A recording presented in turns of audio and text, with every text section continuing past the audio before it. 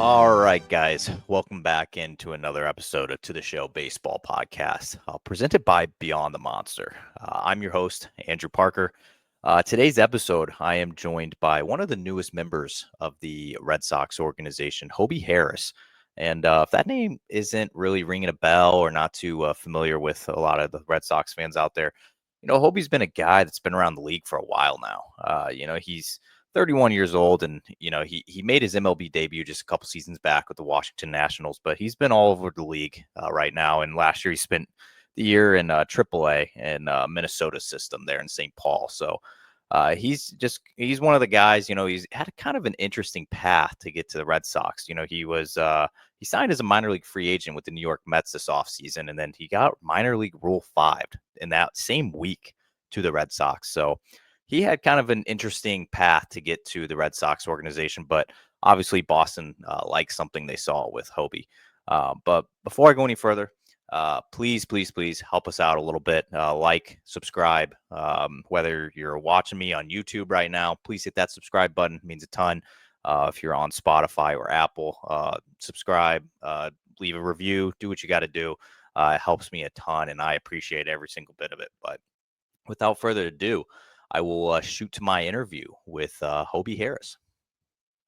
All right, guys, I am joined by one of the newest Red Sox in the organization as of this offseason, Hobie Harris. Hobie's got an interesting background that I'm actually curious to know a little bit about myself and how he ended up in the Red Sox organization. But Hobie, I just wanted to start this off. Obviously, we've seen you in a big league game already this spring, and I know you're doing your thing on the backfield as well. But how's the spring training been treating you so far? And so far, everything's been really good. Body feels great. I feel like I'm in the best shape I've been in a few years now, and uh, arm feels good. Uh, Happy to get some innings over there on the big league side, and then as far as being on the minor league side, just getting my work in and preparing for the AAA season to come. But so far, everything's been great, and I'm ready to get the season going. Yeah, you had just mentioned that you're feeling good. You're in good shape right now. I've heard a lot of different answers. Obviously, I've talked to a lot of different pitchers on this show, and a lot of guys are kind of talking about like what they did in the off season, and a lot of it is like, hey, like maybe some guys are coming out the fall league, so they're shorter off season. Maybe some guys like shut it down for a little longer than usual. What did you do this off season? I guess training wise. So I train at a gym in Fort Worth, Texas called APEC, and we got a pretty big group, probably 25 of us. Quite a few notable big league guys. Sam Hilliard plays with the Colorado Rockies, probably a junior, obviously phenom, shortstop with the Royals. So we got a good group, very competitive group, and we go in there, train 5 days a week. We'll do lifting, sprint work, plyometric work, uh, Monday, Tuesday, Thursday, Friday. Use Wednesday as kind of a recovery day, mobility stuff, and then once the holidays hit, and then we started kind of hitting stuff on the mound. We'll throw bullpens twice a week, probably about 12 or 14 pitchers we have. So we had a good group there, and um, honestly, just kind of paired that with some of the things that the Red Sox wanted me to work on, and kind of honed in on getting into camp. Whether it's command stuff, whether it's velo training, whether it's pitch design, and kind of just pair all those things together. And I feel like I was in a good spot getting to camp, and now kind of getting to show them what I've been working on this spring training or this off season in spring training. Yeah, just you kind of mentioned the off season and obviously like getting into the Red Sox organization. And yeah, I talked to you off air a little bit about this, but your off season intrigued me a little bit just because when you look at it, Yeah, you see, you signed with the New York Mets as a minor league free agent. Then you get drafted in the minor league phase of the Rule 5 draft days later. So you were only a member of the Mets organization for, not that long. And then you get right. selected in the minor league Rule 5 draft. Can you kind of walk me through like I guess what your point of view was during that whole process? Sure. And kind of a bit of backstory on that too. This is my second time being Rule 5. So I got Rule 5. I was drafted by the New York Yankees in 2015, and then I was minor league Rule 5 in 2019 after that season came to a conclusion. Uh, Worked my way up to AAA with them, and then after the 21 season, became a free agent, signed a minor league deal, and spent 22 in AAA with the Brewers. Uh, 2023 I was in, I signed a minor league deal with the Nationals, ended up making the team out of camp there.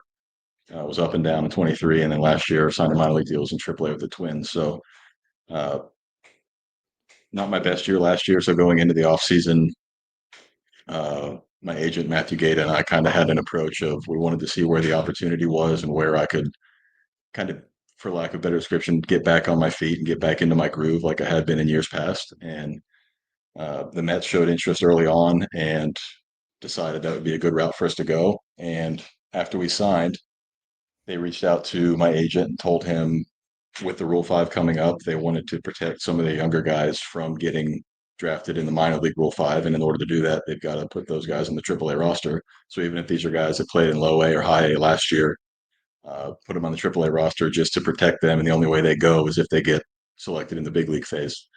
So with that being said, they put me on the AA roster thinking, older guy signed a minor league deal, probably not much to worry about there, flexible with the roster situation. And then as soon as the Rule 5 ended, they would just flip me back to the AAA roster. And, uh, that was something that the Red Sox came upon and saw, and it intrigued them. And I think it was not but 10 or 15 minutes after that paper move was made, they called my agent and said, "Hey, we see he's on the AA roster. Is that a typo, or is that something that's actually is that a real thing?" And Gata said, "No, they wanted to protect some of the younger guys, so they went ahead and put him on the AA roster." And when he called me, they basically said, "You know what? I think we're going to take him in the Rule 5, and we want him to be a part of the organization." So definitely interesting being 31 years old and getting Rule 5 for the second time, but goes to show they had interest in me. They made the move to get me into the organization with a purpose, and so far everything's been great. And I'm happy to be a part of an organization that I feel sees a future with me and sees value in me. Yeah, that I you kind of pointed something out. It's obviously the Rule 5 draft is getting I feel like it's getting a lot more publicity these days because I feel like you're seeing a lot of, especially like the major league side of things, where you're seeing a lot of guys like they're being selected. A lot of the pitchers being selected are sticking. Obviously, the Red Sox have one in Justin Slayton, where you see these guys sticking once they get selected in the Rule 5 draft. And for you, obviously being Rule 5 in the past, so was that even like when you signed that deal with the Mets, where you just kind of like that wasn't even like a thought of yours to be like this? There's no way that could happen again. I was not even in the back of my mind. It was something that we signed the deal, and there's a little bit more that went into it for me this year as well, signing as early as we did because my wife gave birth to our daughter in November, so I wanted to make sure that uh, from a job security perspective and from an insurance perspective, we had all those things covered, which was just another added bonus to getting to sign a deal with the Mets. But from a baseball front, uh, they had big plans for me to come in January and throw in their pitching lab and kind of write up a script for me from a biomechanical perspective, and then from a metric and pitch shape perspective, just to kind of give me a baseline where they wanted me to be coming into camp, and then obviously getting into the season. So my thought was on what the Mets were going to do for me as far as continue helping me grow as a player and as a pitcher. Uh, and we were already planning on where we were going to stay in Port St. Lucie during spring training, and in Syracuse for the season. And then we got told that there's potential we may be going somewhere else, and everything kind of got shook up a little bit there. But no, wasn't even a thought in the back of my mind at that point. So it was kind of out of left field. Well, obviously the road led you to the Red Sox, and you being in Fort Myers now, and something interesting as well, and probably a coach that you've talked to. I had Dan DeLucia on this show, actually the last episode I recorded, and Dan's the pitching coach there in Worcester, and I know he's probably dealing a lot with the big league side of things. So I'm not sure if you've had a lot of face to face or interaction with him yet, but it's after you came over from that Rule 5 draft and you were a member of the Red Sox. What did those conversations look like? Like, who was were you getting calls from Brian Abraham and company, or was it more of like the pitching side of things? It was more so from the pitching side of things. I got introduced to a couple of the front office members at first, just to kind of welcome me into the organization and get some of the logistical stuff handled. But as far as workshopping things on the mound and what they expected out of me coming into spring training, it was working with Dan and then working with Justin Willard, the pitching director. And Dan and I actually had conversation and at some form, whether it's over the phone or over text, on a regular, almost daily basis, just letting him know kind of workload stuff, things I was doing on the mound, sending him TrackMan data when I was throwing bullpens, and just kind of getting his input as far as uh, making sure the goals that I was orienting myself towards lined up with what they wanted me to do, and uh, we were able to have good productive conversations there, and I think it led to me being in a good spot coming into camp. That's there was also something interesting like about your path that you kind of highlighted earlier. You've been in a lot of different orgs so far, and you've seen different development staffs, you've seen different, pitching staffs, and something that I am always curious about. I have guys on the show from like all over the league. It's like a running joke that every Red Sox guy that comes on, it's like, yeah, they wanted me to start throwing a sweeper. That's like a big philosophy or a big thing in the Red Sox system. The Yankees are the same thing, and maybe the Twins are a different pitch, and the Marlins and et cetera. But for you being brand new to the Red Sox work, I know it's early still, so you might not have this answer yet, but what have you noticed Sure. as a big difference between, your short time with the Red Sox compared to the other organizations you've been in?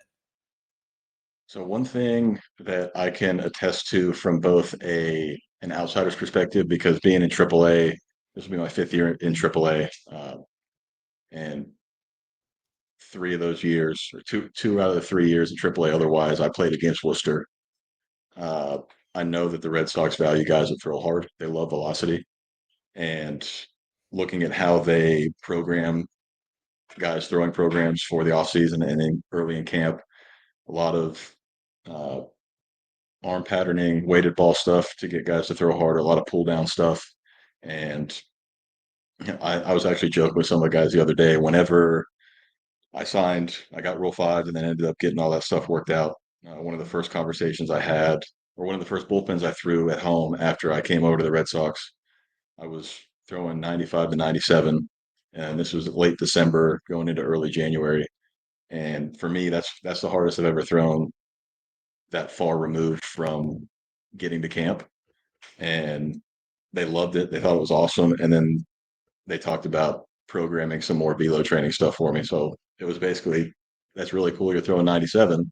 Why don't we see if you can throw a little bit harder? Because again, they really value velocity. So that's one thing I've again noticed it from an outsider's perspective, looking in, and then now being a part of it, I can reaffirm that they love guys who throw the ball very very hard. Yeah, I can't help but agree with you. I feel like every single time I hear about a pitcher in the Red Sox org, and you've seen it a lot this spring. A lot of guys, you've seen Richard Fitz and a few other guys out there already kind of lighting it up. Obviously, Garrett Crochet is an anomaly, but the guy looks like Right. he's throwing 100 every single pitch. But it's just, I Yeah. feel like everybody's chasing velocity these days, especially in this org. But while we're Yeah. on the topic of like your pitch mix and different types of pitches, I our good friends over at soxprospects.com. Not sure if you're familiar with them, but they do profiles on Mhm. every single pitcher and even position player in the organization. Yeah. So for you and for somebody that's not like, I guess, very familiar with you yet, in say a Red Sox fan who hasn't really seen you pitch yet, um, what's your current arsenal look like? And I guess if you had to describe yourself, like what kind of pitcher would you consider yourself to be? So I am, hopefully, as you've seen so far, just having this conversation, you can see I'm a pretty easygoing, lighthearted guy. I like to cut up, I like to have fun. And the type of pitcher I am on the mound is about as polar opposite as you can be. I'm intense. I'm locked in. I'm very much. I think about the thought between a pitcher and a hitter is almost having a primal instinct, like a primal mentality. It's eat or get eaten, and you gotta. At this point, I'm pitching to put food on the table for my family, so I pitch with that mentality, and I'm about as intense as they come. But as far as the pitch mix goes, I throw a four seam fastball and a splitter, and those two are kind of my splitter's kind of been my bread and butter. That's a pitch that I rode that got me up to the big leagues. And most of the time when I have two strikes, I'll be implementing that splitter just because it is a pitch that I generate a lot of swing and miss with. And um, sorry, my wife's holding my daughter up and she's adorable. Uh, I also throw a cutter that I can throw early in the count, and then I can throw late in the count and get swing and miss. And then I have implemented both a curveball and a two-seam fastball this past offseason. Curveball I threw earlier in my career and then got away from it when I really relied on the splitter a little bit more. And then the two-seam fastball is just something I can throw into righties, so I can throw it in the zone and just use it more as count leverage to get to two strikes. So whenever I uh, allow myself to get deeper in counts, and I can rely on the fastball up in the zone for that splitter down and chase as many swing and miss as I can. So just so we can take notes at home. So there's no sweeper right now. No, I'm not throwing a sweeper. Looking at so again, being with the Twins last year, a way that they kind of quantified their guys, you have guys who have kind of a north-south mix. You got guys that are more east-west, and then you got your combo guys that kind of do both. And I fall into the category more of north-south. My fastball's got some ride to it. My splitter, I'm trying to throw it down in the zone, and then my cutter planes off of my four-seam fastball as well. And with that kind of approach and trying to work up and down in the middle of the zone, I haven't gotten very much going east and west. Again, a little wrinkle with the cutter, and then my curveball's got depth to it as well, which adds a little bit of that south component. But I haven't toyed with the sweeper. Yeah, it's like I said earlier. I feel like every guy, any of their new draft picks, anything like that. I know those guys are a little younger, but it's I feel like they're one of their first things is you got to learn to throw the sweeper once you get in New York. But Yep, obviously, you're a little more established, so I feel like your situation might be a little different as well. But sure. something you did just bring up as well. Obviously, you're a new dad this off season, and I feel like that's something that once you become a new dad, especially I'm noticing a lot with. I feel like the change happens once the firstborn happens. I feel like you just kind of like it's a different perspective. It's like the game isn't as like you don't take it not that you don't take it as serious, but it's like you're playing for something bigger. It's like you're not just playing for Absolutely. yourself or your spouse or whatever it is. Like you have a daughter now. And I know you haven't like gone off to an affiliate yet and started the season, since becoming a dad, but how do you think that will change you now being a new dad? So honestly, even just the 3 weeks, month or so I've been down here in camp, I've already noticed a big difference just as far as my uh, the way that I approach my daily work. Uh, this is my 10th spring training, like we touched on earlier in the show. I've been around for a minute, and uh, there is a lot of monotony in this game. There's a lot of uh, doing the same thing day in and day out. There's a lot of prep work that doesn't look pretty. It's not fun to do, but it's things that you have to do to be best prepared to go out and do what you're supposed to do on the mound, which is fill up the zone, compete, and get guys to strike out and swing and miss. So whenever I'm in the weight room rolling out, or I'm doing my weighted ball stuff, or I'm doing conditioning drills, whatever the case may be, I take so much more pride in it now than I did before, and I'm hesitant to say that because I'm grateful for every opportunity I've gotten up to this point. And again, I when I was 8 or 9 years old, and if I could tell my 8 or 9 year old self that when I was 31 I would still be playing baseball, it would that kid would light up and it'd be the greatest thing he'd ever heard. But now, being here and understanding all that monotonous work that goes into it, it means so much more because I know I've still got a future in this game, and I know that the shape I'm in right now, I can have an impact at the big league level, and that thought in mind, knowing that I can do it not only to provide for my daughter and my wife, but also to make them proud, know they'll be watching me and watching the success that I may find on the mound. It gives me so much more motivation and inspiration than I've ever had. It's almost hard to put into words, but to your point, being a new dad and having something bigger to play for is it's the greatest thing in the world, and it's a level of motivation that I really don't think you can get from anything else. So for a guy, I need some advice here. For a guy that's Sure. little younger than you are, and I just got married in October, and obviously, Congratulations. thank you, congrats to you, and if on the daughter as well. But so Appreciate it. for obviously, my wife keeps throwing out the B word. It's like the baby word, Sure. right? Like it starts Yep. happening a little bit after you get married, and there's I gotta ask, you're a new dad, so is the term dad strength, is that legit? Like, have you noticed yourself in the weight room adding any extra weight on? Like, is that like a real thing? The short answer is yes, absolutely. Um, the more descriptive answer of that is as soon as I got back into the gym after we spent about a week at home, a couple days in the hospital after Parker was born, and then I think we got home on a Tuesday or Wednesday, and the rest of that week I spent at home, and then I ended up going back to training that following Monday. And whether it was lifting, whether it was doing plyo work, doing jumps, doing sprint work, I felt like the thought at the forefront of my mind is you're doing this for your daughter. Like it's not for me, it's not for my wife. Which even getting married, that was a big step too. That gave me a lot more inspiration.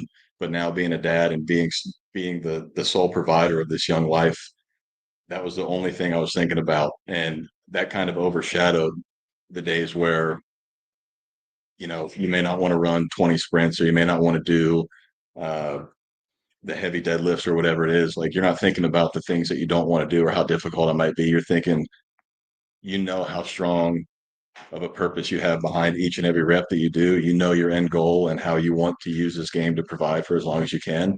And pairing those two thoughts made my training so much more productive, and I feel like I got a lot more out of it. And by the way, I don't know who needs kudos between you or your wife, but elite name, by the way, for your daughter. Obviously, I appreciate that one a little bit. Yeah, of course. Well, a little side note, that was totally uh, my wife's name. It's kind of it's a name that she's loved. If we had a girl, she wanted to use the name Parker, and there's a bit of a family backstory there that I won't go into. But um,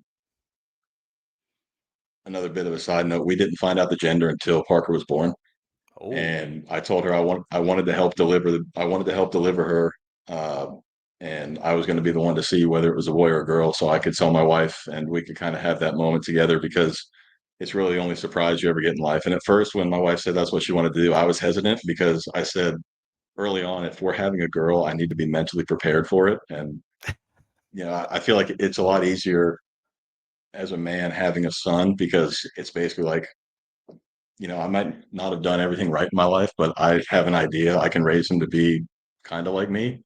And then having a girl made it so much different. But um, she was born. Doctor said, take her, put her on your wife's chest. And then, you know, as soon as she came out, she's supposed to have that skin to skin. And I did my job. I did as I was coached to do by the doctor. And my wife and I are kind of having our moment. She goes, well, this is beautiful, but what is it? And I was like, oh, I totally forgot. I was so overwhelmed by the moment. I didn't even remember to look. So I was like, all right, give me a second. Went down, came back up. I'm like, we have a daughter. And for probably the 6 months leading up to Parker being born, we were convinced that she was going to be a boy. So that was a shock to both of us, but a shock in the best way. And the way I explain it is I think I always wanted to have a boy, but it wasn't until Parker was born that I realized I needed to have a girl because it softened me, but it also hardened me at the same time. And it's the greatest feeling ever. So kudos to her for the name because she came up with Parker. all right. Yeah, I couldn't agree with you more. I think all of us guys like kind of, we grow up and once we start thinking about having kids one day, we're just like, I want to have a boy. Like I want to like coach him in baseball. I want to like do all that, Yep. right? It's like you see all that, but Yep. then you're just like, you know what though? Like being a girl dad's probably pretty freaking cool too. So Yeah. yeah, I just kudos to your wife for the name, by the way. Obviously, I love it for obvious reasons. But yeah, all right. So I have a few random questions left for you before I let you slide here. Sure. You mentioned Absolutely. earlier in the show that you have pitched in Worcester before, and that's potentially a Yes. place that you're going to be beginning the 2025 season. What are do you remember any of your outings? Like, what was it like pitching there? So I remember 2021 was my first year in AAA. I was in Buffalo, which is a AAA affiliate for the Blue Jays, and it was the first year that Worcester was the affiliate with the Red Sox. They had just moved from Pawtucket, and we were playing games there while the stadium was still finishing being built. And first impression was the stadium's beautiful. Um, Everybody that I talked to that has been a part of the organization said that they treat the players really well. And then from personal experience, I have for the most part, I've thrown well there. I remember um, the first time I played in Worcester, I came in the ninth inning and I was throwing 98 and I had a couple strikeouts and got a save. And uh, that was honestly the first memory that flashed into my mind whenever I heard my name on the day of the Rule 5. And I was thinking, that's a place that I could call home for a little while, and I'm excited to get back to because I do have some good memories throwing there. And um, yeah, I think as far as AAA stadiums go, and then especially in the Northeast, that's one of the better ones, if not amongst the elite stadium wise. So I'm excited to get back up there. Hopefully, we do what needs to be done there, and I stay there for a shortened period of time, and then we get on to bigger and better things. But I'm excited to be in Worcester for as long as I need to be. Did you experience the ball kind of flying a little bit? I mean, maybe if you weren't even the one on the mound, but maybe you were watching it from the bullpen or wherever. But did you experience the wind tunnel that happens in right field over the monster? Ball I flies have, up. yes. And luckily it not while I was pitching, but I've from the visitors dugout, so from the third base side, you've got the perfect view straight out there to right field, and I've seen some balls that have been hit a pretty long ways. Yeah, I'll never forget one of my guys, Michael Plasmeyer. He was with the Phillies for a while, and I remember him. He was having a fantastic year a couple years ago, and he was, Lehigh Valley was coming into Worcester, and I think I think the Woo Sox put up like 8 on him in an inning, and he's just like, dude, the ball, I've never seen a ball fly as much as it did. It just like Sure. took it straight over the wall. So I was always curious, like what pitchers, like opposing pitchers, thought of like, okay, obviously the stadium's nice, like it's brand new. It's pretty good facilities in my opinion. I don't know what some of the others are, but that ball, man, right field. Yeah. Just an update for you. They did build an apartment complex behind the wall, so it's going to be freshly done this season. So maybe it took a little bit out of it. I was told that it possibly could take some of the ball kind of flying out there. So that might be a good update for you. No doubt. Yeah, I'm excited to see that. I know another side note, last year I played in St. Paul, again, being in AAA with the Twins, and it really didn't matter where the ball was flying. The ball flew just about everywhere. It was like playing in a Cracker Jack box. So I'm even knowing that the ball flies pretty well at Worcester, I think it's going to be a bit of a breath of fresh air in relation to where I was at last year. So I think everything's going to be good in that regard. Yeah, yeah, I couldn't agree more. I mean, I know the PCL. I hear horror stories out of those pitchers that survived the PCL, man. Like that's some of the best I could probably think of for AAA experience. All right, Yeah, last I'm sorry. question Can you for still you. hear me? Yeah, it was just echoing a little Okay, cool. bit. Sorry, my headphones just died, so I'm on my. You're good. I got My one question left for you. gotcha. So I don't know how much you know about some of the guys the Red Sox have in their system, but they have a pretty good farm system right now. And they have a big three of Roman Anthony, Christian Campbell, and Marcelo Meyer. Mhm. You have a chance to pitch in front of all three of them this year. What are your thoughts on pitching in front of a team with that much hype and I guess that much talent on it to start 2025? You know, I've gotten to experience all three of those guys in on the big league side early in camp, and all three of them are